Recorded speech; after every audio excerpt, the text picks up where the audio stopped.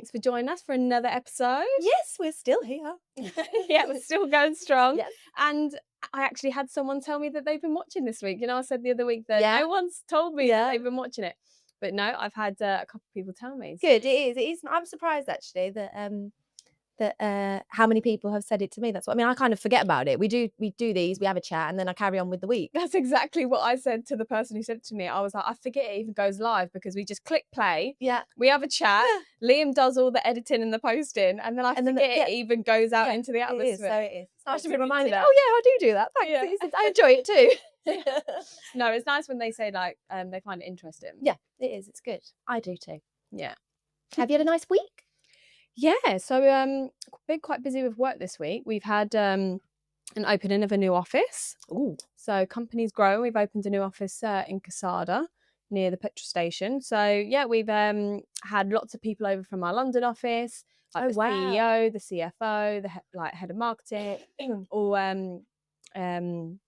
really important people come over, and obviously loads of the local guys, everyone that kind of works in the Costa Blanca kind of all came down to the office opening as well. And then we invited partners. So for obviously my company as a currency company, our partners are generally estate agents and lawyers, and we collaborate together because we all kind of work with the same clients. So we help their clients move money for kind of buying and selling property. Yeah, so it was good. So we had like partners come. We had like someone slicing like the Serrano ham and like canapes and drinks and stuff. Like a big event. Balloons. It's a big event, important event. Something like yeah. Well, like I say, it's a great company and we're growing, and yeah, it was nice to kind of celebrate with everyone, and it kind of just shows the hard work that especially when you all get together and you can all, you're all talking and seeing it's coming to life in a way, Yeah. So, I've worked really hard, obviously since joining. I always work hard, but specifically in these like last 2 years, we've had like a lot of focus on this area. And I had a lot of responsibility to grow it. So the only reason we've opened an office is because we have been growing. We've been seeing the results of like all the hard work, and having people come over from London, and they've heard about certain partners that we're now working with, or they've heard about things that I've done, and yeah, it's nice. It's rewarding. Yeah, rewarding, and it feels good. Yeah. Hard work does pay off. Yeah, definitely. Yeah. But you've been living too, so good balance, girl. Yeah, exactly. All with the Fridays off. So no, a lot of this work was obviously previous to having Hayden, but again, the kind of biggest jump and growth we had was I was doing it all while I was pregnant. Yeah. So that can be quite challenging in itself when you've worked same as me pretty much up until you're about to pop. Yeah, because in the moment you feel like that sometimes you're not going to get out of it, or you're not going to get the results that you want from yourself, you expect from yourself. Yeah. But when it does come to the end and you think, I did it, or we did it, it's, and especially for my work, because we work in financial years. So, there's so much like investment, and then there's like monthly targets and quarterly targets and yearly targets. So there's like projection that you're hoping to get round up yeah, to exactly. the end of it. Yeah. So when you fall pregnant halfway through, and before going off, it's like a chase to the end. How much can I get done? Yeah. But I kind of went off a couple months before the end of our financial year, and I managed to, I think, deliver everything that we kind of wanted before going off. That was kind of, we had a year to do. So no, it was good. It was nice to not go off feeling like, oh, there was still so much more I needed to do. You reached your personal targets before you had to. So that felt good. Yeah. But now coming back after it, and getting and to still this point. exactly, seeing that it continued that momentum that we created before maternity leave, because it is hard when you like have a career and you really care about it, but also to come away from it, but then also you want to enjoy that time with your baby as well, and family's important. So it's like, I think I've realised that with Lexi, I went back to work when she was a couple of months. I'd be in treatments and I'd be leaking because I'd need to be feeding her, really. And looking back, I wish I didn't rush so much going back. But I think because I cared so much about my work and about the team. you know, Yeah. that We I are knew team it players. was difficult if I wasn't there. And, you know, I just thought, well, I can go in, you know, I'm all right. But at the same time, you know, well, Lexi's fine, I'm fine. But really, you know, that was the time that I should have made the most of being there and doing it. And it didn't, I mean, it didn't really benefit it helped to help the company, the clinic, obviously. But yeah, looking back, I think I should have just focused more on that, you know. It is hard because Sometimes especially I when you care have too that pull. much. Well, we do. A But fault also that we some both people don't. So when you rely on a team that don't, or not all of them, some people in a team don't. Yeah. That feels a bit, you know, like a kick in the teeth as well. You know, you think, why don't everybody feel like that about their workplace, even if it's your own company or not?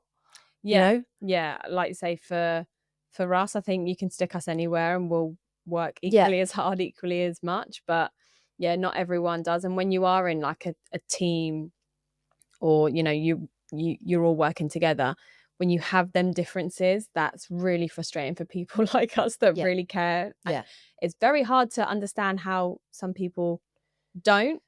But then at the same time, I think, you know, it's a little bit different for you now. You're self-employed, because the more you put in, the more you get out. You can kind of see that. Whereas when you work for a company, you can continually push and push and push and push yourself, and you don't necessarily always get rewarded for that, because it's not really your decision.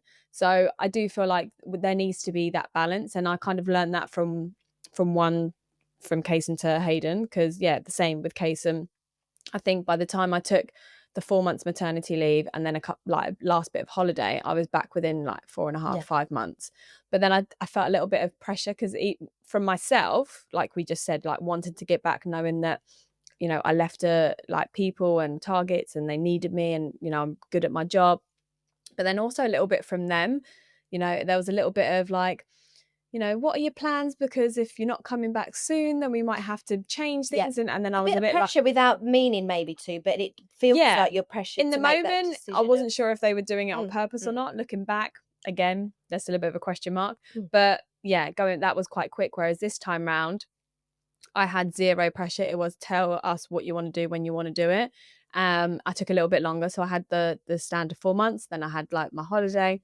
And then I took a month unpaid or so. So I didn't go back till Hayden was about 7 months. So just those extra couple, and that's still small. No, but that extra couple of months really helps. But some people, some owners of companies or bosses I've had, don't care about your mental health, physical health, home life.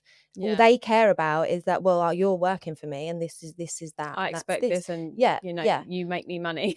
Basically, they don't care about anything else. No, it's a shame when you work for companies like that. And actually, I think that completely counteracts the result that they want. They want you to work hard. They want you to make their money.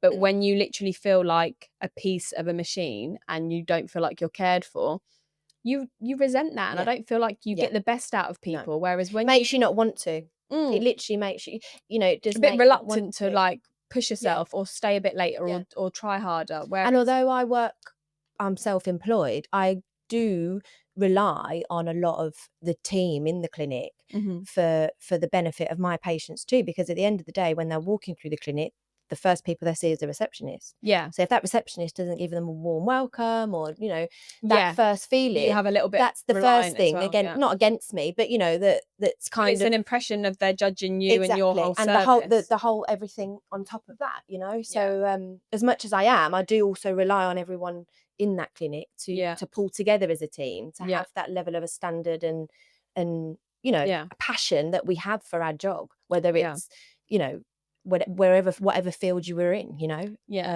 And you get a lot more out of people when you care about them as people. And especially people like me and you, where we've got it in us to, you know, push and work hard and deliver and all of that.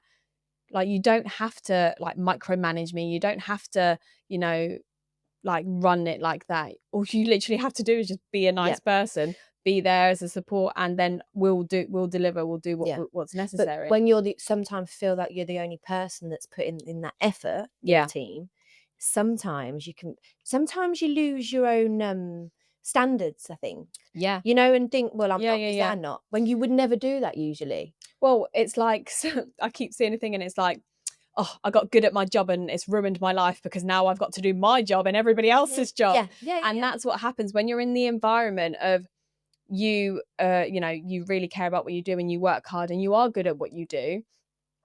Like if you call them like A players, for example, they don't need much, you know, pushing and anything like that because they naturally have it in them to drive and work hard, which we do. But if you put an A player in amongst a team that has like B and C players, they leave. Yep. Because like you say, they get brought down. Yeah. Whereas like it works differently. If you're a C player or a B player and you work with an A player, sometimes that can help you come up. But yeah, and I think you've got to try to it comes from the top down, and I think it depends on kind of the culture that's been created in the company. Well, yeah, even with, for example, me and the team that we had in a previous clinic, we absolutely, as a team, we smashed it. We all know what we had to do, where we had to be, how we had to do it, and we smashed it. Mm-hmm. We was great as friends, as colleagues, professionally, everything. But above us was quite restrictive. Mm-hmm. So then that sometimes changed the work dynamics because it felt as a bit like, oh, you know, we're doing it all and we don't really feel appreciated. We feel appreciated within each other, right. But actually we're doing it for this person and this person doesn't really care. Yeah. And it then makes you feel, like you say, a bit resentful of doing that job as well as you usually would, because you just think, but at the same time, my patient care, you know, and obviously, so it's that was a hard thing to work with. But then in the end, you've got to make that decision of, do I continue doing this? Yeah. Or do I go? Yeah. And I think, like you say, it can either be you love your team and it's like management or owners that you're kind of fighting against, or it can be like in and amongst the team, it's like dysfunctional and it's not working. And it could just be one person. Yeah. Or obviously a few. But either way, I think you have to address it. From my experience, you can't just let it go and go and go. No, and I think that's what causes the problem. Because like I say, yours was more kind of the owner of the company and that kind of was more difficult, but at least you had the people around you. So it was luckily we had our team, like us together, we had to I think through it. But it definitely affected us all hugely mentally, you know, because it was especially hard. When you enjoy your work, there's nothing worse than I love my job, I'm good at my job, and people are making it hard. Well, I'm saying I'm caring too much. I think I suppose you can't, it's good to care. I think if you're getting that appreciation and acknowledgement and support back, you know, I think that's, otherwise it gets draining and you just wears you down. Well, that's the difference. Like, I read it and it's absolutely true because I've witnessed it. That good people leave their jobs because they're not appreciated. They don't feel fulfilled. They don't feel like they're involved in decision making. They don't feel like they're financially rewarded for the work that they do. And like, the company dynamic, like you have to be able to feel a little bit in control of what you do, or at least collaborating with decisions and growth, and like that you're moving as well. Yeah. As well as financially rewarded, appreciated, supported, all those things. And if someone doesn't feel like that, then that's generally when companies lose good people. Which is why I think it is important to have regular team meetings or what's it like, team building thing. Yeah, I do think that makes a huge difference. Yeah, things. I'm in the middle of organising that at the moment for May. I do really think, you know, because even things like Christmas parties. Yeah, look how it changes. It makes you feel so much more together as a, I think, you know, as a team when you do these different things together rather than just walking in and walking out of work. And sometimes like you can get to know each other a bit, especially if you've worked in a place for a while. But again, it's, you know, you might not always be in the same office together. You might not always sit next to each other. You're doing your job. You're doing your job. So it's like you get to know each other a little bit through conversations and things. But it's when you are taken out of that work environment for like a dinner or for an evening or for a team building exercise, that's when you can really sometimes get to know each other more. And that creates a really good dynamic. And I think that the company I work for now is kind of head and shoulders above previous companies I've worked for, because they put so much emphasis on their people, because they understand that the more we focus on the people and keeping the people happy, the better everyone is actually going to do. Yeah. And yeah, exactly that. So the more that they're getting what the people working, what the workers are getting what they want, the more they're giving out, and the better the results that and the better like say all the customers that come in contact with us, or the partners that we collaborate with, they're happy to be there. Yeah, they're happy to be doing their job. They love it. They're rewarding by doing what they do, but they're getting rewarded from the above them as well. Yeah. I think that makes I do think that makes a huge difference. I get a lot of support in my work, even I'm self-employed, but any ideas or anything I've got to say or do, they're like, yep, great, everyone's behind me as much as I am for them. Just because I'm self-employed doesn't mean I don't ask, do you need help with anything? Yeah. And I think that. Yeah, you're kind of sat in the middle, aren't you? So you've got self-employed, so you've got kind of that side of it, but then you're also part of a company, part of a team as well. Yeah. So you kind of have that both. Yeah. And it is important that we're both, care. There's nothing worse than being around people where you don't feel like they're rooting for you. Yeah. Yeah. Like I've had colleagues in the past, and it's like, if something good happens, like if I've won, a really good partner, or we've helped a client, or we've, closed a really good deal or something like that, to kind of just get the feeling, and deep down when someone's not rooting for you. I mean, it doesn't feel good, but I think over the years I've got to a point where I just feel sorry for you. Yeah. I've had that where I've thought I was being rooted for, and then you find out that you're not. You're like, that's worse, because it's like, it's all fake. Yeah. Oh, I was like, oh, okay. I thought we was okay, but fine. That's fine, because if I'm your friend, I'm your best friend. If you hate me, I'm your worst. So yeah, watch out.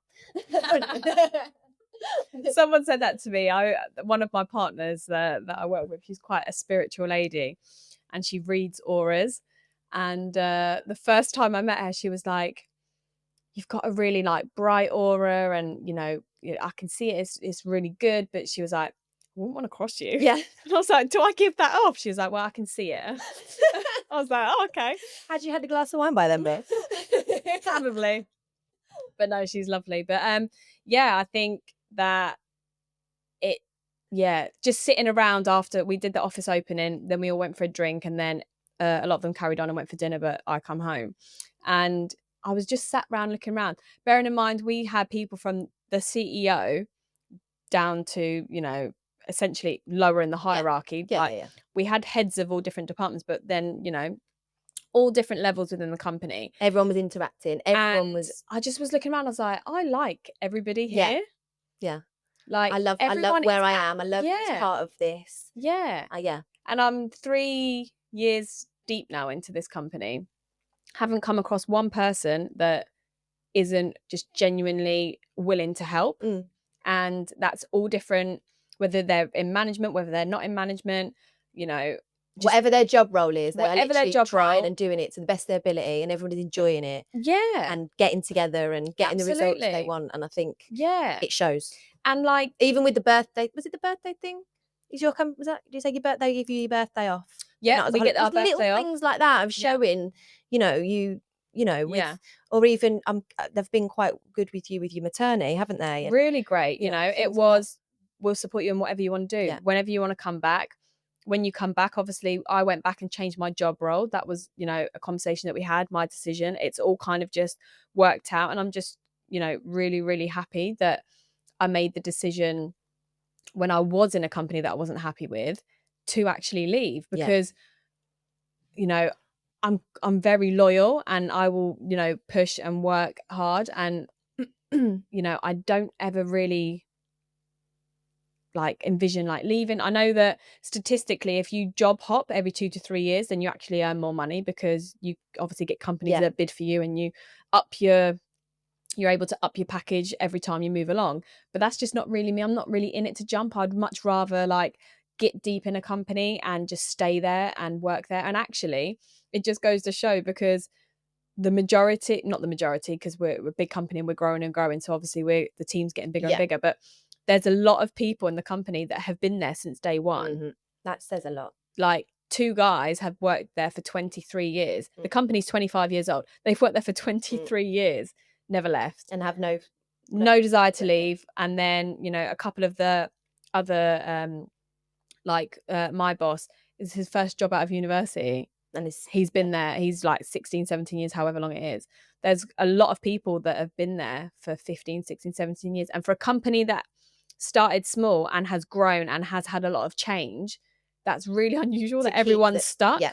But I think... But it says a lot. It says a lot, because I think that just genuinely, as they move through growth and changes, I mean, that's really hard, because it's hard enough to keep people happy in an environment when things are steady. Yeah.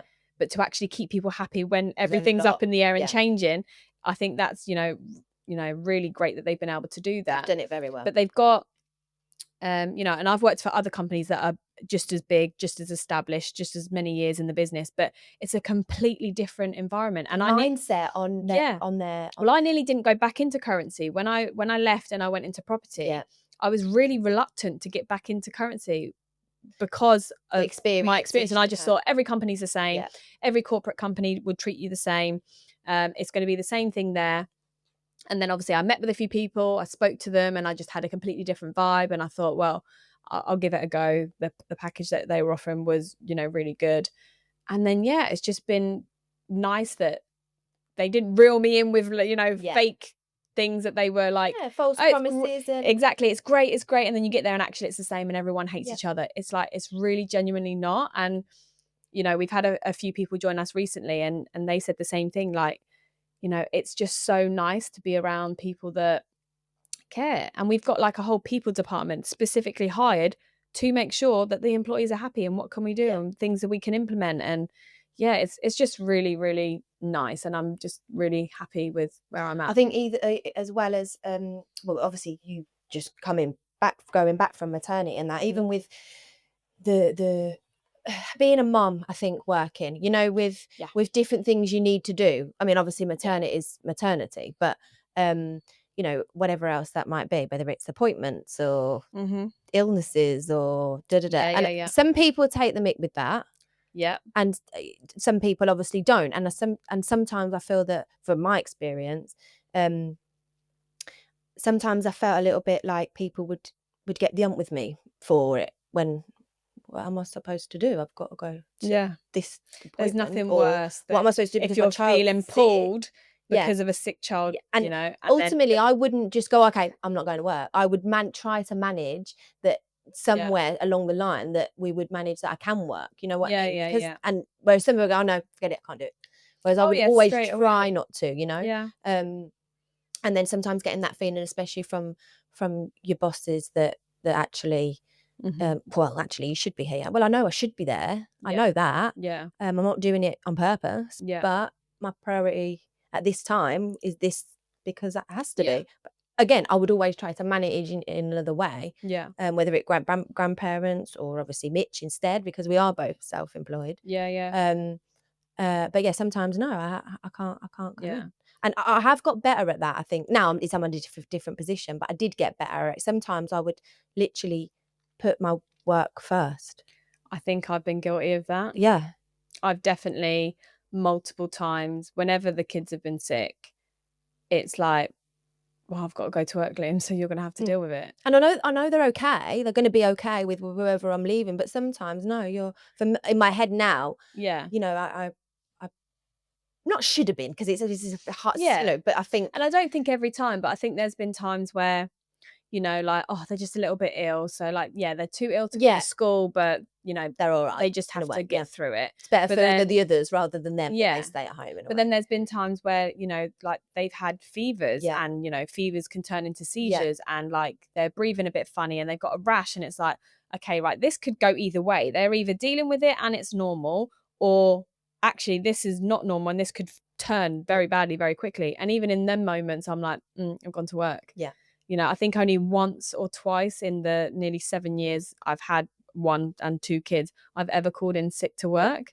Because again, I think because Liam is flexible, it's very easy for me to turn around. But then he's got clients dependent on him as well. Same with us. He'd have to. I think I just really struggle with, sorry, I can't come in today. I find it really difficult. And that's why anytime I'm ill, I go to work. Yeah. So I've been guilty of that. Yeah. And I think there needs to be a balance, because that's what I mean. Some people do take the myth. I think that's the difference. And I was even having this conversation with a guy in my company yesterday.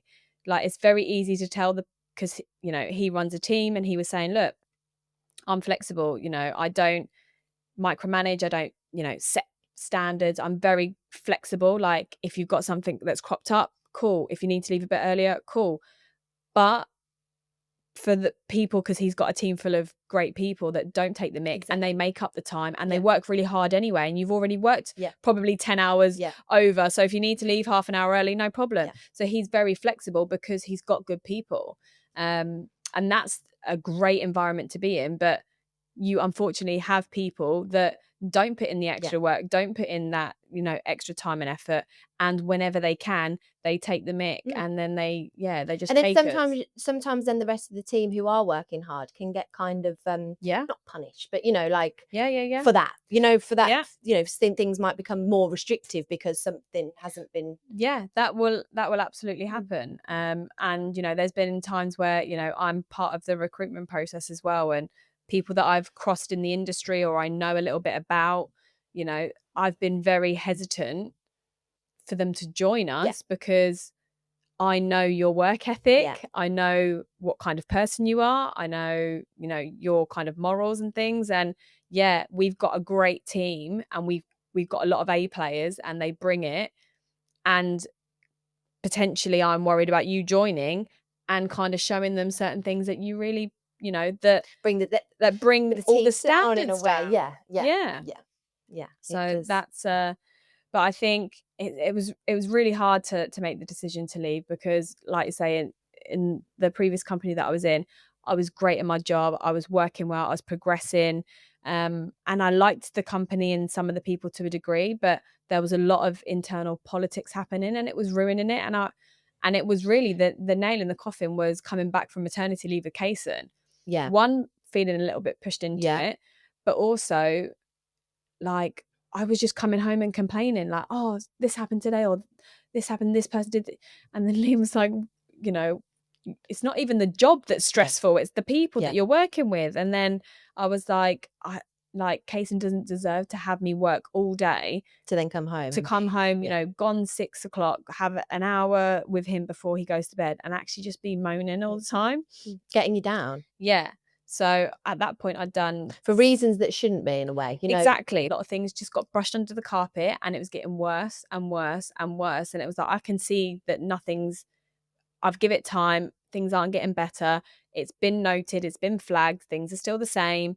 So it was, and enough is enough. It was a shame. How did you just like go? Like, did you just not, how did you do it? Like, I don't know, because I've never actually I've left one job, I think, where I literally was in a restaurant when I used to work as a waitress, and we had an argument, and I've just literally just walked out the restaurant, and two of my back friends in the day when you didn't have contracts, you just got cashing out, and literally I just walked, and the two of my friends who I walked with followed behind, and we literally left this restaurant. They had no waitresses to serve food or nothing, but that's that is the only way I've ever, what I can think of anyway, that I've left a job. But obviously, but your previous clinic, you would have had to have like handed in notice or done it officially because you were on contract. No, that was more of like a how did it end? It ended very bad, didn't it? So it was more that I was pushed out in that way, right? And then it went into loads of legal battles and but no, I didn't even have to sit down, and I sat down a few times and told people I wasn't happy and that the team wasn't happy, and you know, and try, like you say, try and flag it, try and fix it, but at that time that it just gone too far, basically. So but how did you just think, no, I'm not saying that today, and they just kept ringing your phone, or no, you can't do that, not in corporate companies with contracts. No, I think I'd made the decision, and I mean, I was forward and backwards because, you know, like it's just, I just felt like I was giving up or quitting, and it's not me. Like I would just keep going, but then I was like, it's pushed me to the breaking point, and it wasn't just the people, but I'd worked my arse off, and I'd put in so much time and effort, so many over hours, because, you know, at one point I was working in an area and other people had left, and it's like I still delivered the target that 3 people were given by myself. Mm-hmm. You know, I really, really went above and beyond. So it was little things like not feeling that appreciated, and then on top of it, all the, you know, people politics and stuff. So I'd made the decision. I hadn't decided where I was going or what I was doing, but I just made the decision like I'm done. Like I have nothing left to give. So there was a little bit of like forward and backwards of trying to think of ways that they could get me to stay. Because like I say, I've got on with like my managers and, you know, even the head of Spain and things. So you know, oh, can we do this? Can we do that to get you staying? I was like, I just don't see a good future because, you know, of the people that you have, it's just not going to get it's any just better. gone too far now, and now because I've made that decision, Yeah. now you want to say that Yeah. we can do anything, Yeah. kind of thing, and it's too late. I've already tried that. Yeah, kind of thing. But it wasn't even to do anything. It was how can we put a band-aid on it and like move things and try and make it work, but you're still not dealing with the culture issue that you have in the company. So yeah, even with that, I'd made the decision. But you know, it was amicable to a degree. They understood. I was one of the only ones that actually, while I was there, the people that had left that actually worked their notice period. Mm-hmm. So you have, or my contract was 4 weeks or a month notice period. So normally in a company like that, because of a lot of sensitive data and stuff like that, normally if you say you're leaving, they just take it all and you go on what they call garden leave. So they pay you for the month, but they don't want you in the company. Right. Because obviously you've got access to data and stuff. But, you know, they knew what type of person I am. They knew that, you know, there was nothing malicious there. So I worked my notice period. And then I left. But yeah, it's hard going into it. I don't really remember the conversation of how I said I was actually I wrote out a resignation letter. I had to Google how to do it because I'd never resigned from a job before. That's what either. I mean. So I copy and pasted this resignation letter that was like, you know, please take this as my resignation. Yes, does copy work. And then I had to like put the date of, you know, and everything, and then I put a few sentences of, you know, unfortunately, whatever, you know, maybe we'll work together in the future kind of thing. I kind of kept it nice, but like, this is my resignation letter. So I remember going in and handing it over. I don't think he even opened it there and then because I kind of handed it and I had to say what it was. Yeah. So it's weird because I barely remember that conversation, but I just remember being so nervous, even though I shouldn't have been. But I just take all these things really to heart and personally. I remember more how I told him that I was pregnant. Yeah, well, that conversation I remember more than I do actually resigning. Yeah, I was. Oh, it's horrible. Yeah, that feat. It shouldn't be horrible. You should be absolutely happy. I cried. I cried telling my boss I was pregnant. I was like, but I will work, and I was, I promise you I will be here. It was just like, why don't you just go, yeah, I'm pregnant, and it's a good thing, you know? Yeah, no, I was the same. And like the first time I'd worked at the company for like 6 years now. I paid my dues. I blood, sweat and tears. Like I deserve this break. Not that it's a break, exactly, but you know what I mean? I remember I told a colleague of mine just before, and then I was like, walked in and I was sweating, my heart was going, and I was like, oh my God. And I kind of just blurted it out. And to be fair, he was happy for me. Like, obviously he'd seen me grow from when I joined, you know, from 21 to like 27, I was there. I should expect it. No, not should expect it, but as, you know, as exactly. At some family, point they knew that it was going to happen. And obviously like he'd met Liam and stuff. So like he knew me a little bit on we weren't friends outside of work, but he knew me on a personal level. So like from what he expressed, he was happy. So I was like, oh, felt better. But that conversation was horrible. And then with my boss and my company this time, I felt almost worse because last time I felt like, no, I've paid my dues, I've put in a lot of work. Whereas this time, I mean, I'd still been there a couple of years and I'd obviously done the same, worked really, really hard and, you know, grown and made the company, you know, a lot of money. But I was right in this period of, you know, we're investing a lot into you and, you know, you're in charge of it all. And, you know, the results are all kind of on your shoulders, even though I had a team like obviously supporting me and that I was looking after. But it was like, again. I know that, but can I just say something? Well, I rambled and I couldn't get it out. And I was like, you know, I just waffling. And then when I actually said it, he was like, I thought you were about to tell me you were quitting. Like, this is... So he was relieved. Yeah. And obviously he was, again, not a company that I've ever felt, you know, look like annoyed at things like, oh, kids and off sick and you know, I genuinely could feel that they were happy for me, which is nice. But yeah, again, just I went and spoke to another colleague and I was like, I don't know what to say. How do I do this? Oh my God. And I'd waited a little bit longer to tell them. I think I told my company when I was 4 months. I didn't actually announce it to everybody the second time till I was 5 months. So it's a lot further than I was when I was casing, because we went through some things before getting pregnant this time. But yeah, once I kind of said it, I was like relieved. But yeah, he was like, oh, I thought you were going to quit on me. Like, thank God you're not. Kind of relieved at the same time. So yeah, no, I don't know. It's just, and obviously to join this company, I had to kind of resign from the estate agent I was working for as well. And that was horrible as well. And I put that off for like a week. And again, once I kind of sat down and got it out, they were happy for me. You know, we talked and it was like, look, this amazing opportunity's come along. I kind of been headhunted. They put a really great package together for me. And he was like, look, you know, I've worked in London. I get how, you know, like, I'm happy for you. It was all fine. I was like, oh. But again, I think it's how... Just get myself so worked up. And he was like, why do you care so much? And I'm like, I don't know. I'm stressed. Yeah, it is that. Yeah. It is. I think, and some people don't. Some people wouldn't, like I say, some people don't just turn up. And you'll some people, you know, sign off sick, don't have a second thing. And obviously sick is there for a reason, and you can't sign yourself off sick. Doctors are involved. Like, I get it. And there's absolutely cases for that. Yeah. And I am behind when, you know, when it's necessary, absolutely take it. But there's a lot of people that play the system and stuff, and the same, they don't feel bad. And the same with the children thing, like having I think some people, like I've said it, take the mick with that, and then sometimes people do become a bit more can't think of the word, but against the having the mum having to do the mum things because someone has taken the mick with it all. You know what I mean? It makes you all feel a bit against it.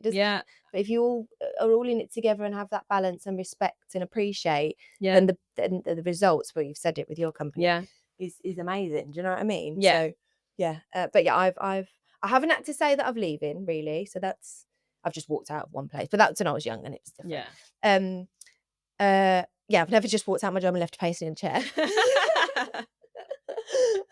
But telling them, obviously being pregnant, I remember Morgan, I cried. I think I just cried. I was more worried. It was such, like I said, I was worried. It was such a strange feeling. Like saying, you feel guilty and bad for like, oh my God, I'm pregnant. It's like, well, Morgan, you planned. Yeah, so exactly. So it's like, I want this for me, but I feel really bad and like I'm letting everyone down, and I'm so sorry. And although obviously initially, all the years I worked there, they was good. They was relaxed with that kind of thing.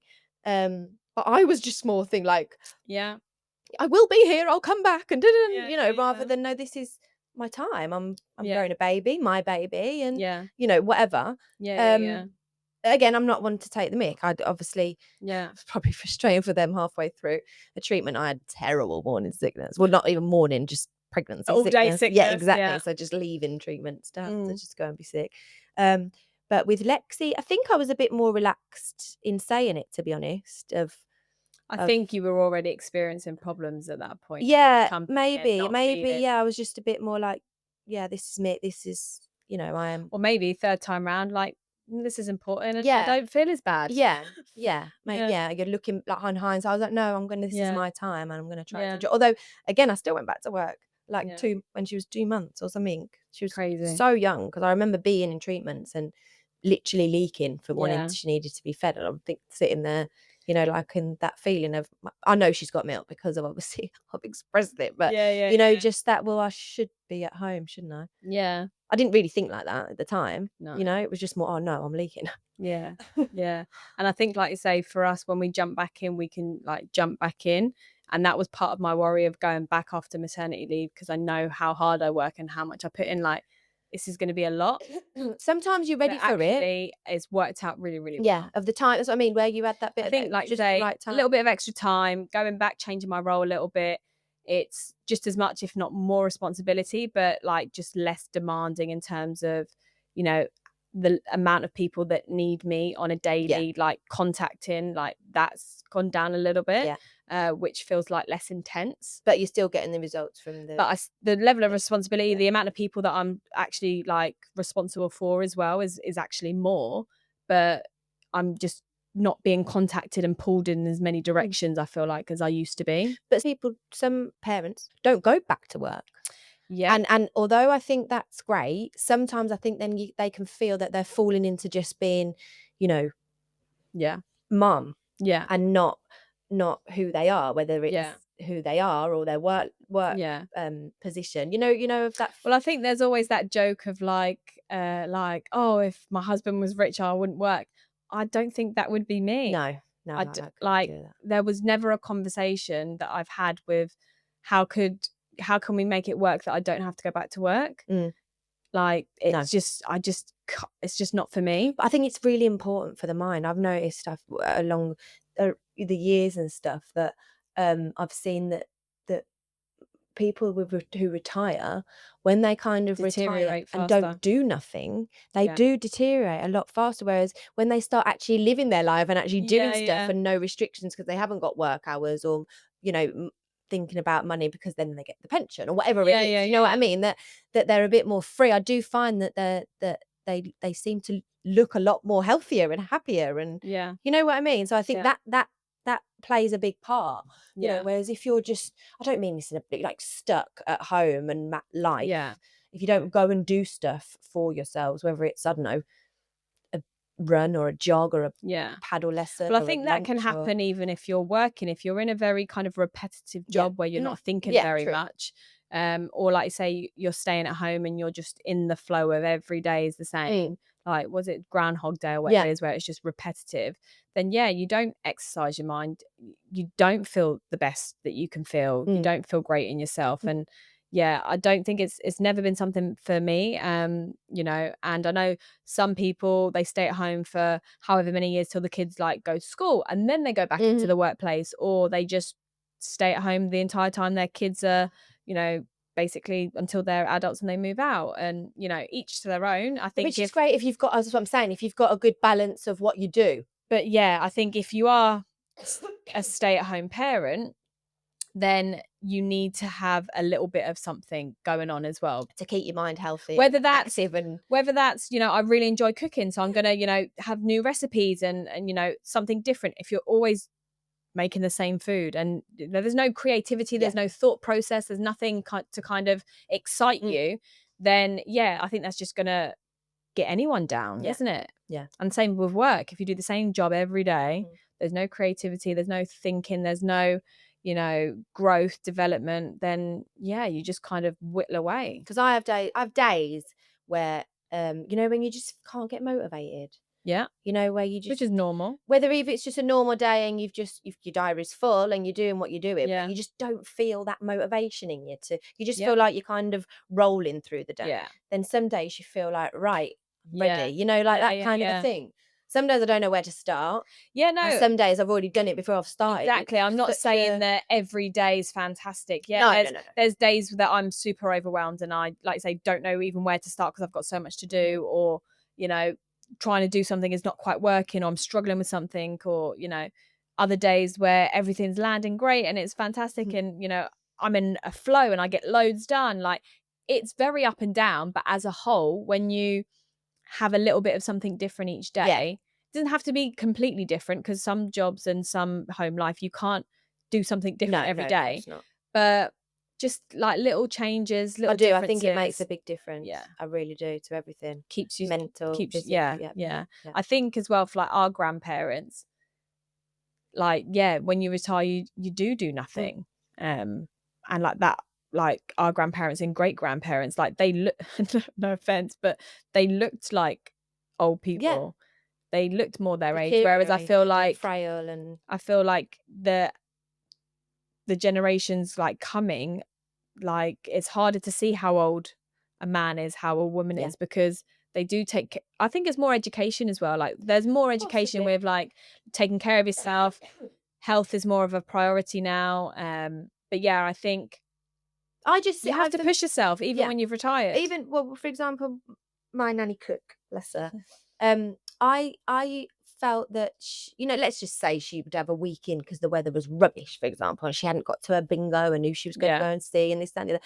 You can see a bit of a, whereas obviously when I couldn't catch her at home because she was always out, which is why we had to get her a mobile, 90 odd years old, that you just see a better kind of, obviously then age is a thing, and obviously the body can't, and that was another factor. But I did see that difference of when she was more doing stuff out and about and doing a bingo and meeting people, meeting all, a weekly bingo's thing. great for the mind. For sure. When I went with her, I could not keep up. I mean, obviously as the older she got, she couldn't hear.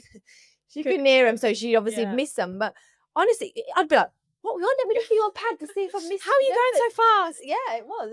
Thinking and about like you say, age is a thing, so I'm not saying you age can't affect you, but like I think there's like my granddad's in his 60s approaching his 70s, he still works out, he's still like weight trains, he's always like been into his fitness and the way he looks, and he does not look his age, and he's still capable.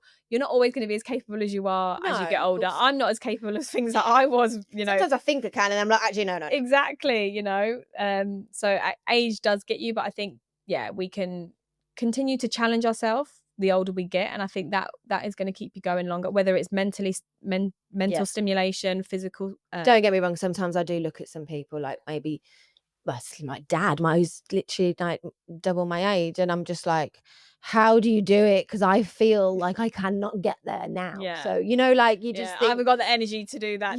Like how if I'm like you at your age, I'll be happy, so it is I just see that difference of people who keep more of an active, mentally or physically, it does make a difference. I think when you really slow down, which you're going to slow down anyway. I'm not saying that people in their 80s and 90s should be like running marathons. No, absolutely not. I'm not saying that, but I think you couldn't even do it now, let alone. Exactly, that's what I mean. Like there needs to be like that balance. But I think when people really slow down, completely stop, then you do age a bit faster, or your age catches up with you. Whereas you need to go for a walk every now and then, play a mental game every now and then, like you need to exercise to keep going. I feel that I have to. That's why I was glad that we started not that we've kept up to it, but I have my reason for that one. We will go back. I think it just run away with us. We were really good for about 4 or 5 months. We stuck to it. But then, like I say, the main thing was I went on holiday, so I missed a month's worth of rehearsals. The performance we were supposed to do was the day after I got back from America, so it was impossible for me to be able to commit to it. But then with all the rain we had, it kept getting delayed, and we obviously hadn't gone to practice to know. And mine was just becoming more of a stress for me than a release of, because they had a lot of performances coming up. So it's like, I don't go for it for this. I just want to relax. I don't want to feel stressed about it. I don't any of the stress. I don't want to feel about the stress about the one thing that I'm relaxed about. Well, it's like Kason, he's got his drama and he loves it, and they're practicing for a performance. And she turned around a couple of weeks ago and was like, oh, we've changed it, because his character changes bodies, and they were going to have someone backstage keep the voice but be in Kason's body, so then he was going to mouth the words. Well, she was, after months, she's just said, oh, that's going to be really too boring for him, so we've given him loads of lines. He's got a lot of lines, bless him, for a 6-year-old. His memory is fantastic, and he's very capable. It's quite a lot of pressure, but getting him to practice, like he doesn't want to practice. And it's a big, obviously it's a big responsibility for him, because then he's got the rest of the cast that are going to do the show, and you know what I mean, obviously he's only young, so it's got to be fun at the same time. But that's it, is finding that balance, because he loves it, and he knows that he's going to have to do a show, and he knows he wants to get there to be able to know the lines to do it. But in order to do that, you've got 6 scenes worth of lines, and some of them are like 5-6 sentences all back to back together. Like, in order to get there, Case, and you've got to do a little bit each day. So it's like trying to get that to sink in, and he moans and groans, but when we're actually in it, he does it for a little bit. So I was like, look, 10-20 minutes every day will get you where you need to get to by June. Waiting like once a week, like it's just not gonna hit. But he learned like a whole scene in about 10-15 minutes. Like, he's very good and capable, but it's trying to teach him like a little bit every day, so it's not catching up with you the day before. I'm the same sometimes. I know I should be doing it, but just to go to do something, I'm like, oh, you know. I think there's some days I'm like, right, I'm already done it. I'm excited. Yeah, let's go. No, it's hard. It's just not, like you say, falling into anything too deep. Yeah, you know, and having a home and a friendship group and a work group. It's hard to balance everything, you know, to you know, progress in your career, keep kids healthy, have personal time, be a good wife. Like, there's a bloody lot of things to do.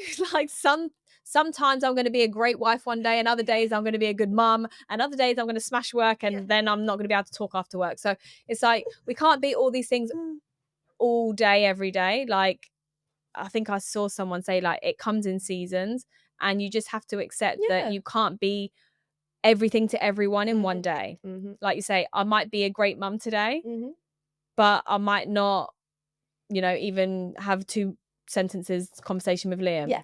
Things happen. Exactly. You know, so it's like not putting your pressure on yourself to be everything to everyone every day. Not putting that too much pressure on yourself. I think a little bit of pressure to get yourself, you know, to where you want to, what you want to do, and where, or to be stuck in one area for too long. To focus so much on work and let everything else drop for a long time is detrimental. But like, if you've got a deadline coming up, if you've got things to do, and work has to take priority for a couple of days or for a week or, you know, a bit longer, then and then you know, come back round, you move things back, and then you focus on different areas.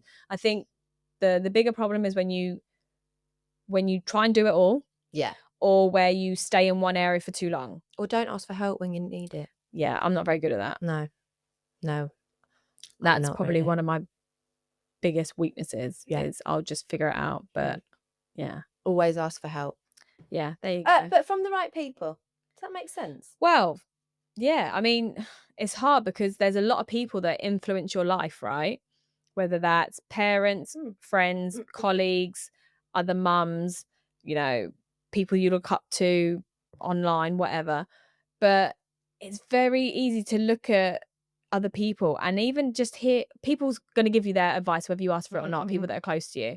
And it's very hard sometimes to go, hold on a minute, I wouldn't trade places with you, or you've not achieved what I'm looking to achieve, because we're different people, we have different goals, whatever. Not to put someone down, but like, you're not going for the same goals that I'm going for. So respectfully, you know, your opinion is fine, but I'm not going to take it. But it's very hard. I hear it, but it's not, doesn't really resonate anything.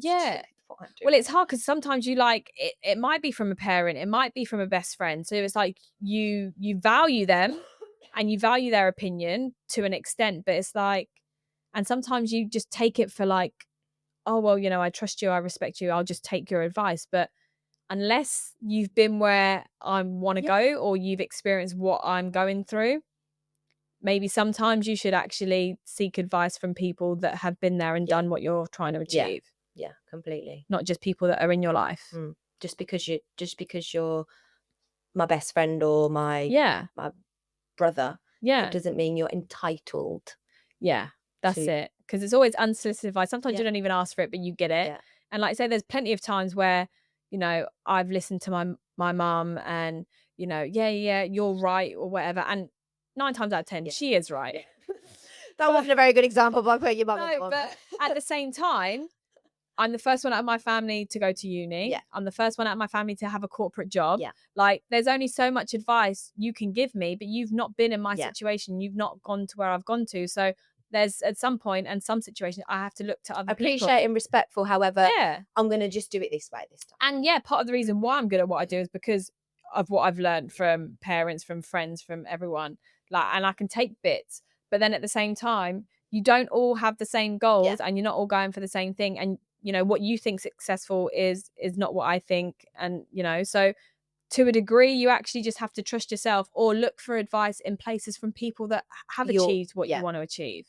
I think that's the best way. You can have support from people close to you, but just don't take everyone's word as gospel, especially people that preach in when they have not done what you It's usually the louder ones anyway that don't really know what they're talking about. No, it's true. You'll never get criticism from someone who is performing or at a higher place than you, whether that's financially, whether that's spiritually, whether that's, you know, professionally, you know, whatever. Someone who kind of you look up to and is where or has things that you want, they're never going to look down at you. The people that criticize the most are the people that are, you know, you've kind of maybe surpassed in whatever respect, or can see you trying. Like that way of, yeah, like, and it's always hate from people that are jealous or see you as a threat, or, you know, try and put you down because, oh, well, it's easy for you, or, you know, it's basically a reflection. They can't do it, so they're just going to try and put you down and make you think that you can't do it. Probably a little less educated, whether that's in life or I saw an example. Like, if there's someone in the gym who's like really like muscly, they take care of themselves, they go regularly. If there's someone that's overweight that's starting off at the gym, they're not going to look and laugh. Other people that are probably similar size or haven't got off onto their journey of taking care of themselves, they're the ones that laugh. Someone who's actually been there, done that, and grinded and knows what it takes is going to say, is going to be like, you know, well done, you. You might only just be starting, but well done, you've tried. Good start. Exactly. Yeah. Good thinking. I like that way of thinking. Yeah. Support. Yeah, exactly. So look up to people that have actually done what you want to achieve, and we'll all take just that. Be a nice person, support people, and care but not care too much. For the people who don't care about you back. Right. Well, hopefully that gives you. Today. Oh no, we haven't prepared a game. Oh damn. We'll prepare one for next time. Yeah, we'll do it next time. Yeah. Right then. Well, we've give people advice on maybe how to and how not to tell your boss you're pregnant. That's true. How try. How to resign, how not to resign. So we've done a lot of stories and advice today. Experiences thrown in there. So, but we'll prepare a game for next time because we do like the games. I do. Right. Have a good week. Happy Friday. Adios.